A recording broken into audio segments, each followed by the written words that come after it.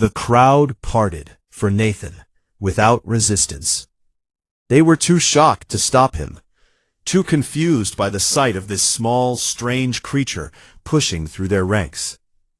The Kethrani towered over him by more than a foot, but they stepped aside as if he were made of fire. Perhaps they sensed the determination in his stride. Perhaps they simply did not know what else to do. Nathan's mind was racing as he walked. He was thinking about everything he knew, everything he had learned in his years as a combat medic. He was thinking about the human heart and how it worked, about the electrical signals that told it when to beat, about what happened when those signals failed. The Kethrani had two hearts instead of one, but the basic principle had to be the same. A heart was a pump. When the pump stopped, you had to restart it manually. You had to physically compress the chest and force blood through the body until the heart could recover on its own. This was not complicated medicine. This was basic survival training. Every lifeguard on every beach back on Earth knew how to do this. But the Kethrani did not. For all their advanced technology, for all their telepathic healing abilities, they had never developed the simple technique of chest compressions. They had never needed it. Their minds could reach into a failing body and restart a heart with pure thought. Why would they ever need to use their hands? Except now. Except in this moment. Except when their telepathic powers were not enough. Nathan reached the inner circle where Lyrian lay.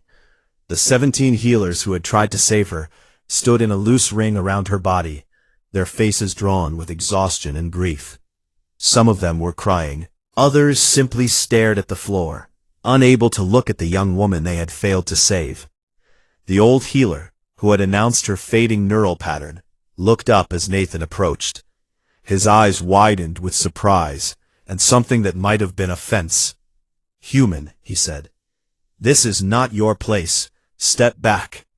Nathan ignored him. He knelt beside Lyrian and looked at her face. Her skin was so pale it was almost white. Her amber eyes were closed, and her long dark lashes lay still against her cheeks. She was beautiful even in death. She was young, so young, and she had her whole life ahead of her. She had just finished her healer training. She had just been celebrated by her entire civilization. And now she was dying, because nobody in this room knew how to press on her chest. Nathan placed his hands on her sternum, one on top of the other, fingers interlocked. The position felt natural to him, after years of practice. He had done this hundreds of times before. He had saved lives with nothing but his hands and his determination. The reaction from the crowd was immediate and violent. Gasps of shock and outrage filled the air.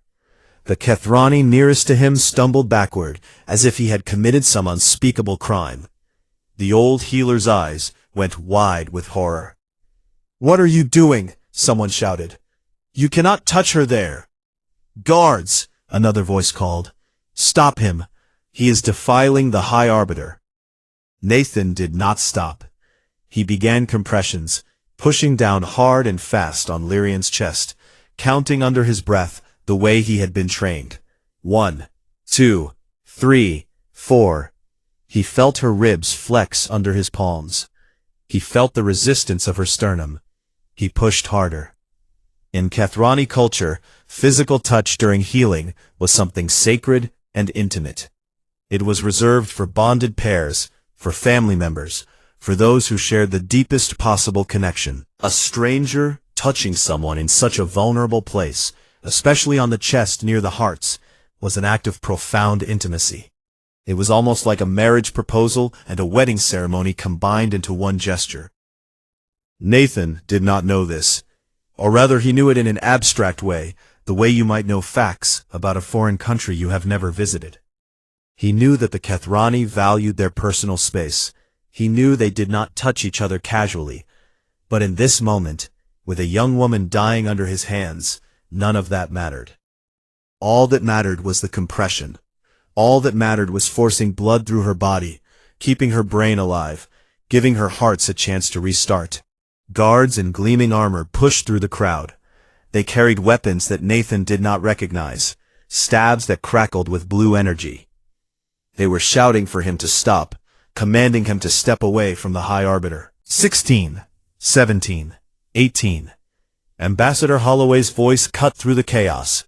She was screaming something about diplomatic immunity, about treaties, about the consequences of harming a member of the Earth delegation.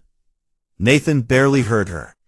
His world had narrowed to the feel of Lyrian's chest under his hands, and the rhythm of his compressions. 25, 26, 27. The guards reached him. Strong hands grabbed his shoulders and tried to pull him away. Nathan twisted free and kept pushing. He was not a large man, but desperation gave him strength he did not normally have. "Just a few more seconds," he shouted. "Give me a few more seconds." The guards grabbed him again, harder this time. One of them raised his weapon. The blue energy crackled and hummed, ready to strike. And then Lyrian gasped. Her eyes flew open, her back arched, her mouth opened wide, and sucked in a desperate breath of air. Her skin, which had faded to deathly white, suddenly flushed with color.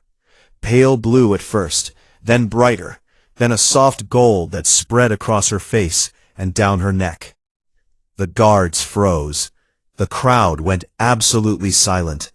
Even the wailing stopped. Lyrian coughed. She drew another breath, then another. Her twin hearts, which had been still for nearly 3 minutes, were beating again. Nathan could feel them pulsing under his hands as he maintained his position, ready to resume compressions if she crashed again. But she did not crash. Her breathing steadied. Her color continued to improve. Her eyes, those beautiful amber eyes, focused on the face of the creature kneeling over her. "Who?" she whispered, her voice weak and confused. "Who are you?" Nathan sat back on his heels. His hands were trembling. His heart was pounding so hard he thought it might burst out of his own chest. Against all odds, against the wishes of everyone in the room, against every diplomatic protocol he had been ordered to follow, he had done it. "I am Nathan," he said. "I am a medic. You are going to be okay." Lyrian stared at him. Her expression was unreadable, a mixture of confusion and wonder and something else Nathan could not identify. Then she reached up with one long, elegant hand and touched his face. "You brought me back," she said. "You touched my hearts and brought me back." Around them the silence continued. Nathan looked up and saw hundreds of Kethrani staring at him, with expressions ranging from shock to horror to something that looked almost like awe. Ambassador Holloway stood at the edge of the crowd. Her face was pale, and her hands were shaking. She looked like she wanted to scream. Nathan had a sudden, terrible feeling that he had just done something far more significant than saving a life. Something he did not understand. Something that could not be undone. He looked back down at Lyrian, at her hand still resting on his cheek, at the glow of her golden skin reflecting in her amber eyes. "You are welcome," he said. It was the only thing he could think to say. The hours that followed passed in a blur of confusion and tension. Lyrian was carried away on a floating stretcher, surrounded by healers who kept their hands carefully distant from her body as they monitored her recovery with their minds. Nathan was escorted in the opposite direction by guards who no longer pointed their weapons at him, but who also did not look at him with anything like friendship. They took him to a small room deep within the station. It had smooth walls that glowed with soft white light, and a single chair made of some material that looked like glass, but felt warm when he touched it. There were no windows, there was only one door. It was, without question, a cell. Nathan sat in the chair and waited. He did not know what would happen next. He did not know if he would be executed, imprisoned, or simply sent back to Earth in disgrace. He did not know if Ambassador Holloway would be able to protect him, or if she would even try. She had looked so angry when the guards led him away, so scared. He thought about his training. He thought about all the times he had performed CPR on soldiers in the field, on civilians caught in crossfire, on children pulled from rubble after bombings. He had always done what was necessary to save lives. He had never once stopped to think about cultural sensitivity or diplomatic consequences. When someone was dying, you saved them. That was all there was to it. But this was not Earth. This was not a war zone. This was an alien space station orbiting a planet he could not even pronounce. And he had just touched the chest of the most important young woman in the entire Kethrani civilization. He had a feeling he was in very serious trouble. The door opened. Nathan stood up quickly, expecting guards or officials, or perhaps an executioner. Instead, Ambassador Holloway walked in. Her face was tired and drawn. But the fear he had seen earlier was gone. In its place was something more complicated, something Nathan could not quite read. "Sit down," she said. Nathan sat. Holloway remained standing. She looked at him for a long moment without speaking. Then she sighed and rubbed her forehead with one hand. "Do you have any idea what you have done?" she asked. "I saved her life," Nathan said. Her heart stopped. The healers could not restart them with their telepathy, so I used CPR, basic chest compressions. It worked. "Yes," Holloway said. "It worked. She is alive. Her hearts are beating normally.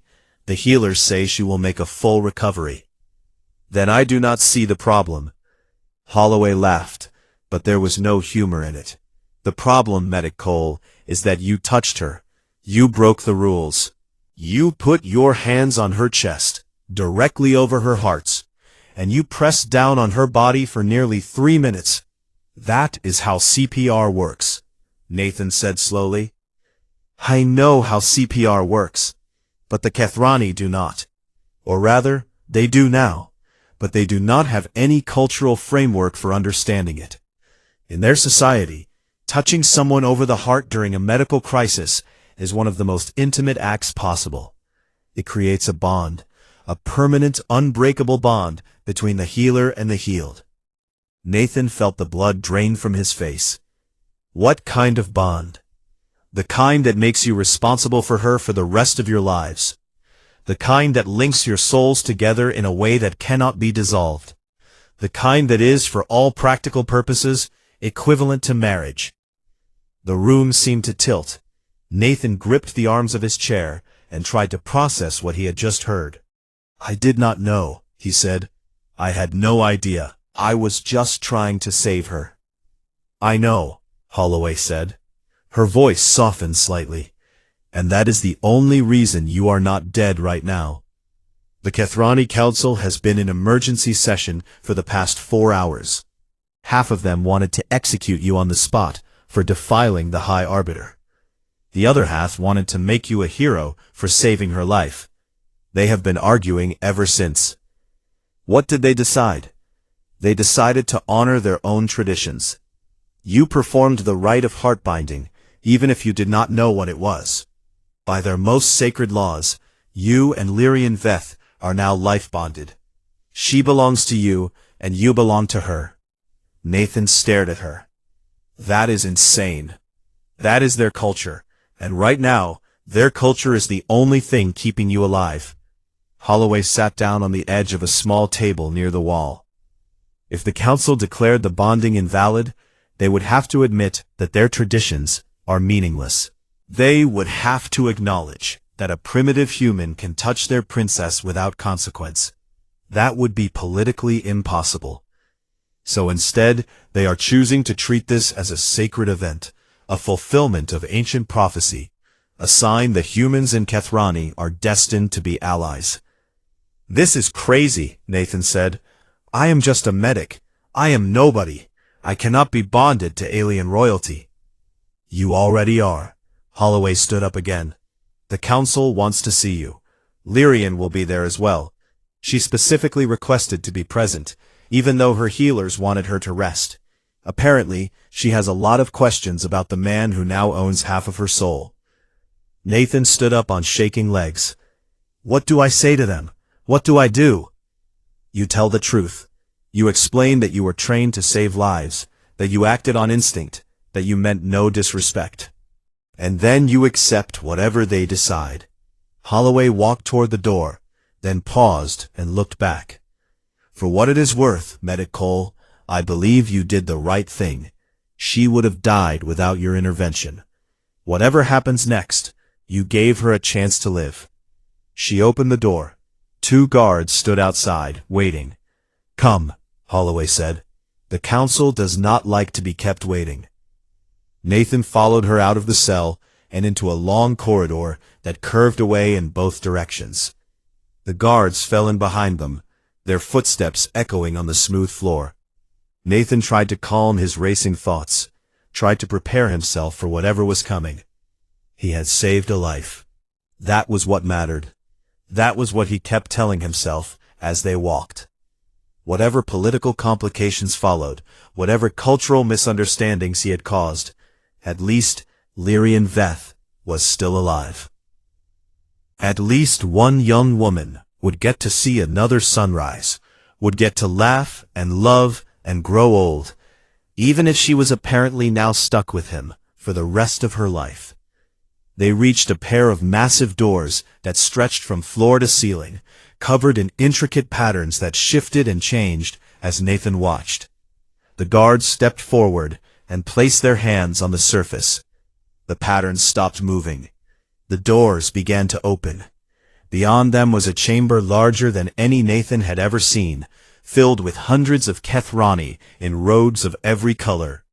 At the far end, on a raised platform, sat 3 figures in seats that looked like thrones. And standing before them, dressed in simple white and still pale from her ordeal, was Lyrian Veth. She turned as Nathan entered. Their eyes met across the vast distance of the chamber. She smiled. Nathan had no idea if that was a good sign or not. The walk across the council chamber felt like the longest journey of Nathan's life.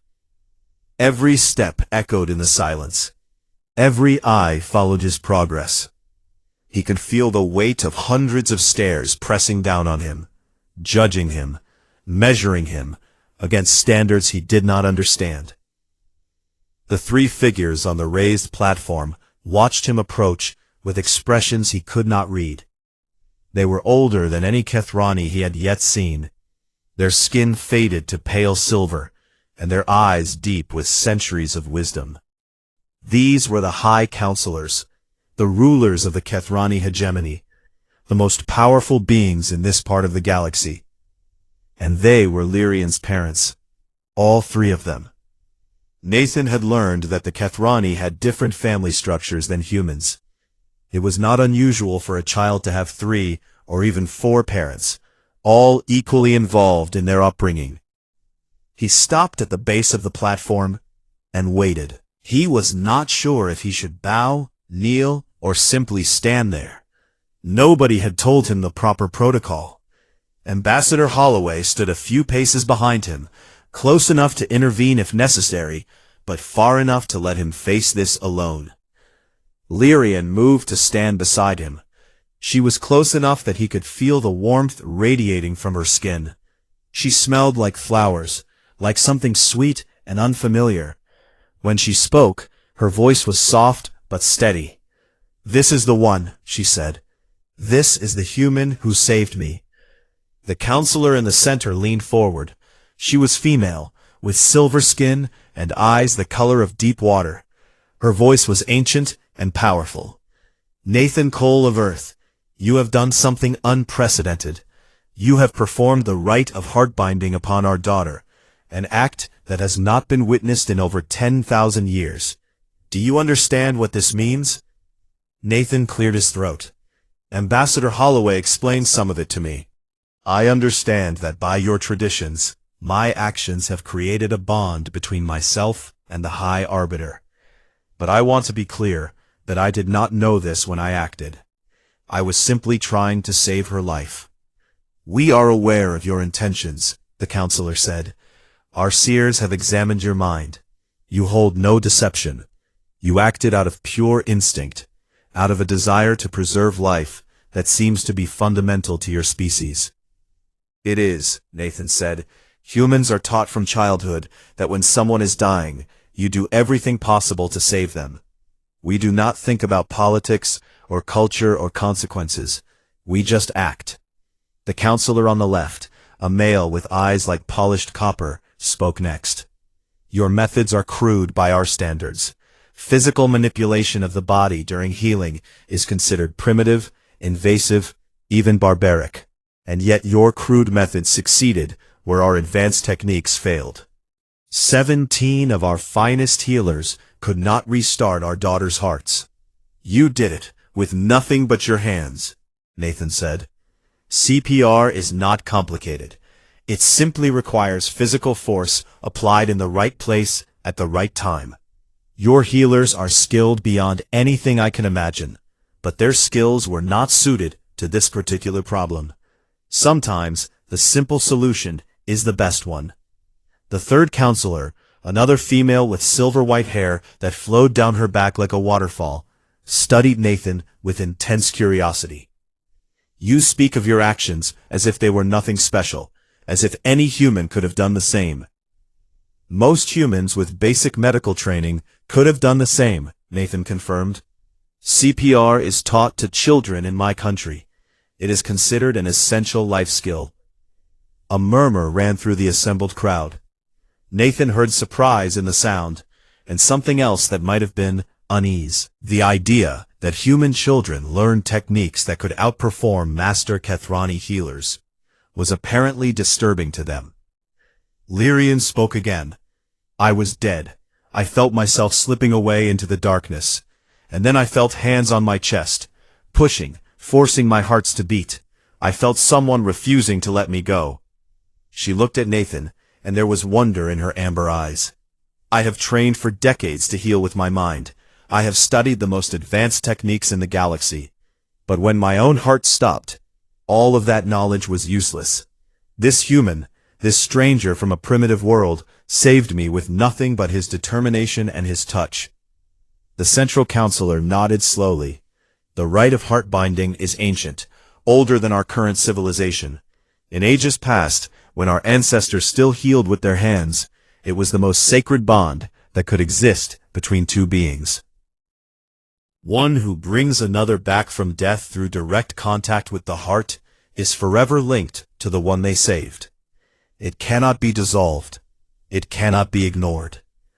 Nathan felt his stomach twist. "With respect, High Counselor, I did not consent to this bond. I did not know it would happen. Is it fair to hold me to an agreement I never made?" "Is it fair?" The counselor's expression softened slightly. "Perhaps not by your standards. But consider our position. If we declare the bond invalid, we tell our people that our most sacred traditions mean nothing. We tell them that an alien can touch our princess in the most intimate way possible without consequence. The social upheaval would be devastating. And if you uphold the bond, then you become part of our civilization. You become Lyrian's partner, her protector, her complement, and humanity gains its first permanent representative within the hegemony." She was watching him with an expression he could not quite decipher. "What do you want?" he asked her quietly. The question seemed to surprise her. "What do I want?" "Yes, this affects you more than anyone else. You are the one who has to live with this bond, whatever it means. What do you want to happen?" Lyrian was silent for a long moment. When she spoke, her voice was thoughtful. "I felt your hands on my chest. I felt your determination, your refusal to give up. In that moment, when I was closer to death than I have ever been, I felt more connected to you than I have ever felt to anyone." She reached out and took his hand in hers. Her skin was warm and soft. "I do not know what this bond will become. I do not know if we will be friends, or partners, or something more. But I know that you saved my life, and I know that I want to learn more about the species that produces people like you." Nathan looked down at their joined hands. He thought about Earth, about his home, about the life he had left behind. He thought about the impossibility of what was happening, the absurdity of being bonded to an alien princess because he knew basic first aid. And then he thought about Lyrian's smile, about the curiosity in her eyes, about the warmth of her hand in his. "Okay," he said, "I guess we figure this out together." Lyrian smiled. The golden glow of her skin brightened slightly. "Together," she agreed. The central counselor rose from her seat. "Then let it be known throughout the hegemony, Nathan Cole of Earth is now life-bonded to High Arbiter Lyrian Veth. He is to be treated with all the respect and privilege accorded to a member of the royal household. And let it also be known that humanity has demonstrated something we did not expect. They have shown us that sometimes the old ways, the physical ways, still have value." She looked at Nathan with something that might have been respect. "Welcome to our family, human. We have much to learn from each other." The news spread faster than light could travel. Communication networks carried the story from station to station, from world to world, from one end of the galaxy to the other. A human had saved the life of a Kethrani princess. A primitive being from a backwater planet had succeeded where 17 master healers had failed, and he had done it with nothing but his bare hands. The reactions varied widely. Some species found the story amusing, another example of humans blundering their way through situations they did not understand. Others found it disturbing, proof that these newcomers were willing to violate cultural norms without hesitation. But a surprising number found it inspiring. If humans could save lives with such simple techniques, what else could they teach the galaxy? Within weeks, medical delegations from a dozen different civilizations requested human advisors. They wanted to learn about CPR, about first aid, about the crude but effective methods humans use to keep each other alive. Nathan found himself at the center of an unexpected revolution, teaching alien doctors techniques that human children learned in school. He taught the Kethrani first. They were reluctant students at first, uncomfortable with the idea of touching patients directly. Their culture had evolved away from physical contact over millions of years, and old habits were hard to break. Lyrian helped. She stood beside Nathan in the training sessions, demonstrating that it was possible to touch someone during a medical emergency without violating their dignity. "You place your hands here," Nathan would say, positioning a training mannequin on a table. "You push down hard and fast, about 2 inches deep, at a rate of 100 to 120 compressions per minute."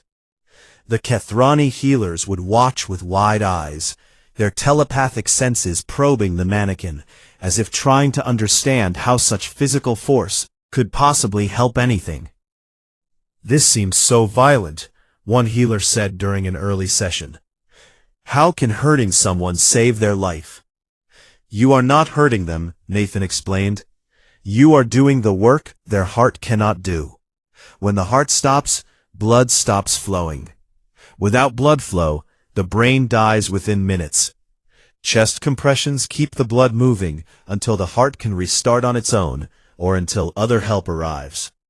But our telepathic techniques should be able to restart the heart directly. Usually they can, but sometimes they cannot.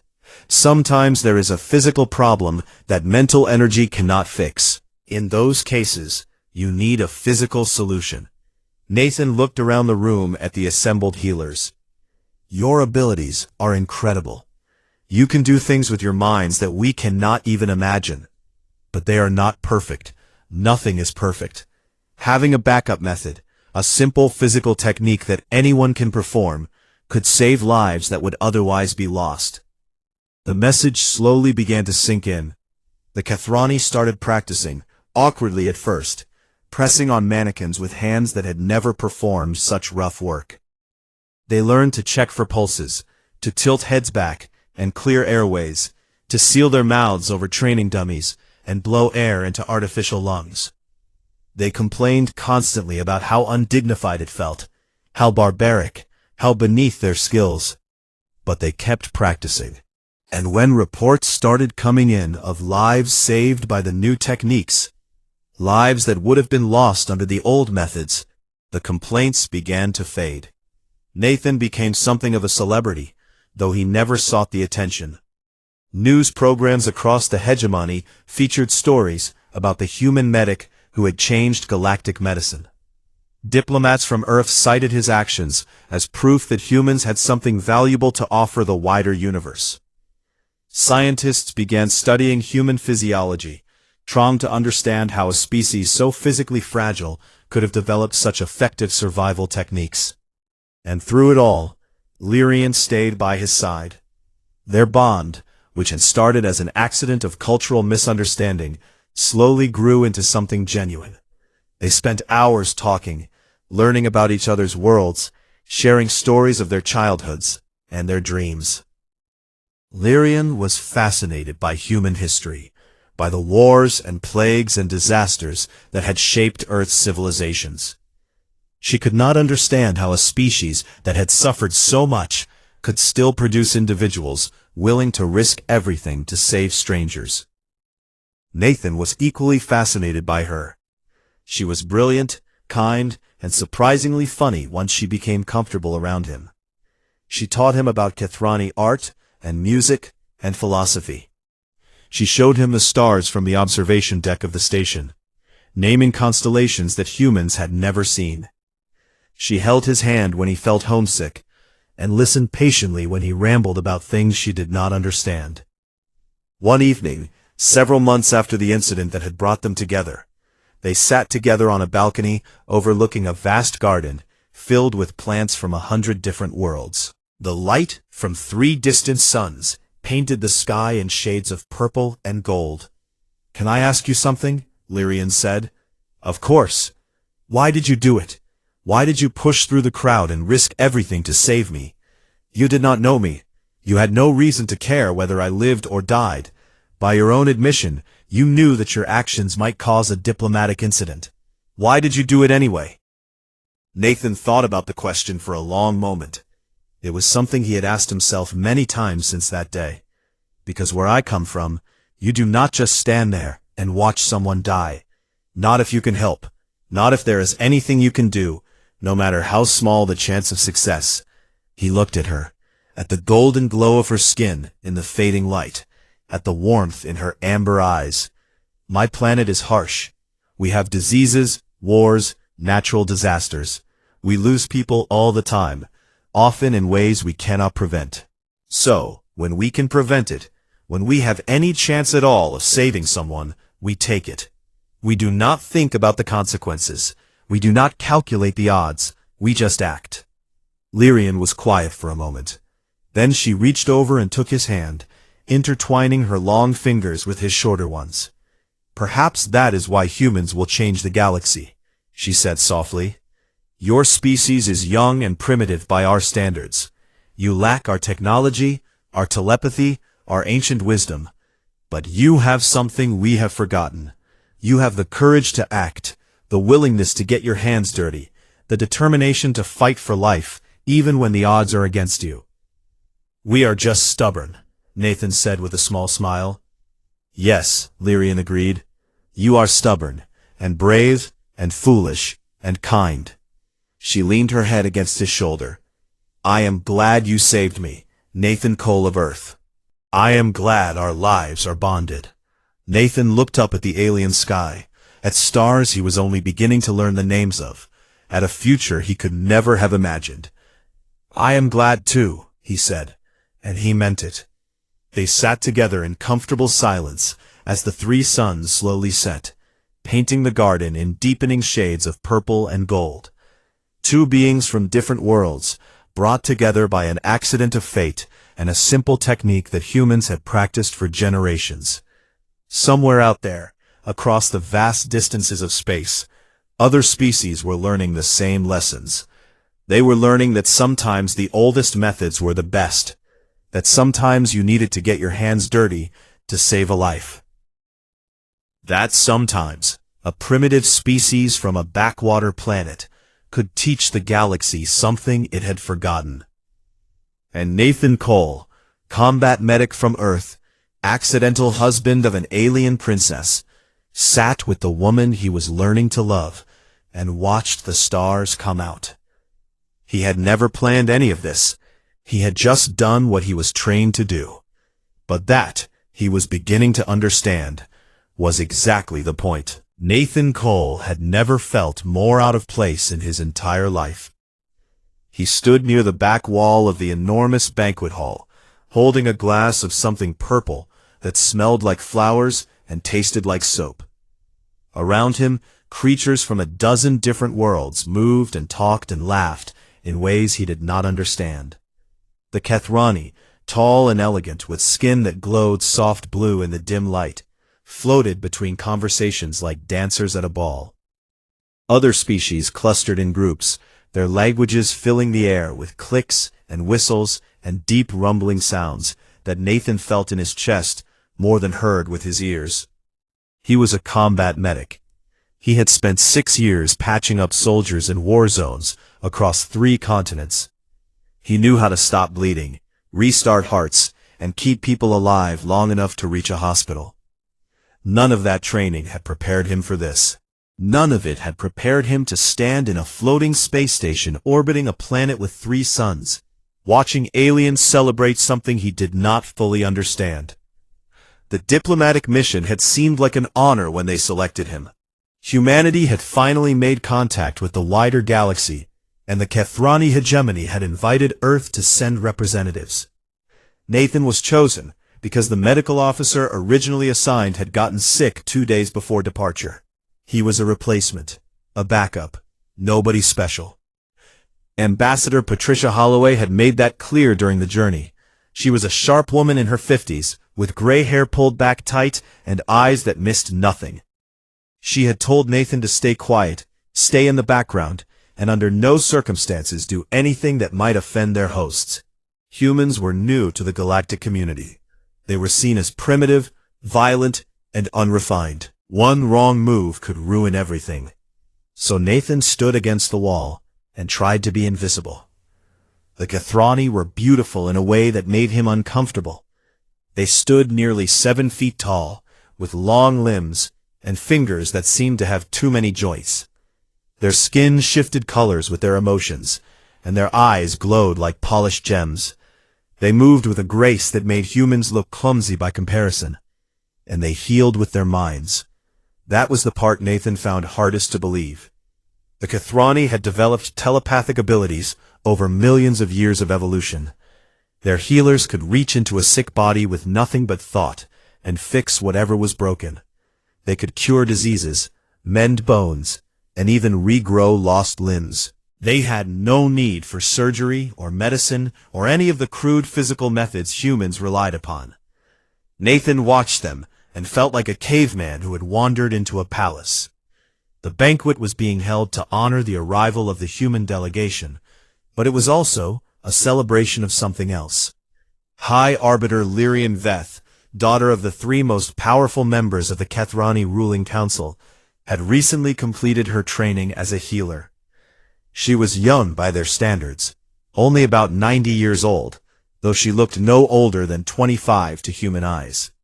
She stood at the center of the room, surrounded by admirers, her skin glowing a warm gold that Nathan had learned meant happiness.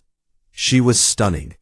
Even by Kethrani standards, she was considered extraordinarily beautiful. Her eyes were the color of amber, and when she smiled, the light in the room seemed to grow brighter. Nathan caught himself staring and quickly looked away. She was an alien. She was so far above his station that even looking at her felt presumptuous. The evening continued. Speeches were given in languages Nathan did not speak, translated by a small device in his ear that turned alien words into flat, emotionless English.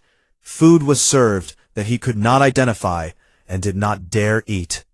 Music played from instruments he had never seen before. And then everything changed. It happened without warning. One moment, Lyrian Veth was laughing at something an advisor had said. The next moment, her golden glow flickered like a candle in the wind. Her eyes went wide. Her hand reached up to clutch at her chest, and then she collapsed.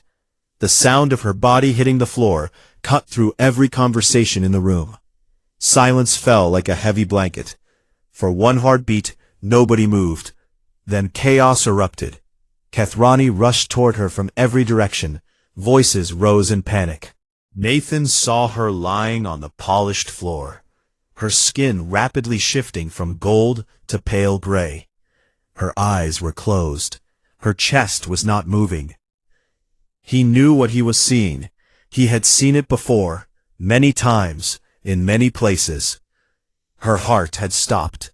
Maybe both of her hearts, since the Kathrani had two. She was dying right there on the floor, surrounded by the most advanced healers in the galaxy. The first healer reached her and knelt beside her body. He was an older Kathrani male with deep blue skin and eyes that shone silver with concentration. He held his hands above her chest, not touching her, and closed his eyes. Nathan could almost feel the mental energy radiating from him as he tried to reach into her body and restart her hearts with pure thought. Nothing happened. The healer's skin flickered with strain. Sweat appeared on his brow. He pushed harder, pouring more of his telepathic power into the effort. But Lyrian remained still. Her skin grew grayer by the second. A second healer joined the first, then a third. They formed a circle around her, all of them reaching out with their minds, all of them trying to force her hearts to beat again. Nathan watched them work and felt a cold knot forming in his stomach. He knew why they were failing, in the way her body lay, in the particular shade of gray her skin had become. This was not a normal cardiac arrest. This was something physical, something mechanical. Her hearts had simply stopped, and no amount of mental energy was going to restart them. They needed to physically compress her chest. They needed to force blood through her body until her hearts could recover. It was basic CPR, something every human medic learned in their first week of training. But the Kathrani did not do that. Their culture had abandoned physical healing thousands of years ago. They considered direct touch during medical treatment to be deeply personal, almost sacred. Strangers did not touch each other. It simply was not done. Ambassador Holloway appeared at Nathan's side. Her face was pale and tight with fear. She gripped his arm hard enough to hurt. "Do not move," she whispered. "Do not say anything. Do not get involved." Nathan did not answer. He was counting the healers around Lyrian's body. 4, 5, 6, 7. Each one tried and failed. Each one stepped back with exhaustion in their eyes and despair on their face. 8, 9, 10. Lyrian's gray skin was turning white. Her neural patterns were fading. He could almost see her slipping away. 11, 12, 13. Patricia's grip on his arm tightened. "Nathan, I mean it. Stay here." 14, 15, 16. The 16th healer was a young female who tried longer than any of the others. She pushed until her skin turned almost black with strain, until she could barely stand. When she finally stepped back, tears were streaming down her face. The 17th healer was the oldest Kathrani Nathan had seen. His skin was nearly translucent, and his movements were slow and careful. He knelt beside Lyrian, with the weight of centuries in his eyes. He placed his hands above her chest. He closed his eyes. He tried. And he failed. The old healer looked up at the crowd gathered around them. His voice was quiet, but carried through the silent room. "Her neural pattern is fading. There is nothing more we can do." Somewhere in the crowd, someone began to wail. The sound cut through Nathan like a knife. He pulled his arm free from Ambassador Holloway's grip. "Nathan, no," she hissed. "You will destroy everything we have worked for." Nathan did not look at her.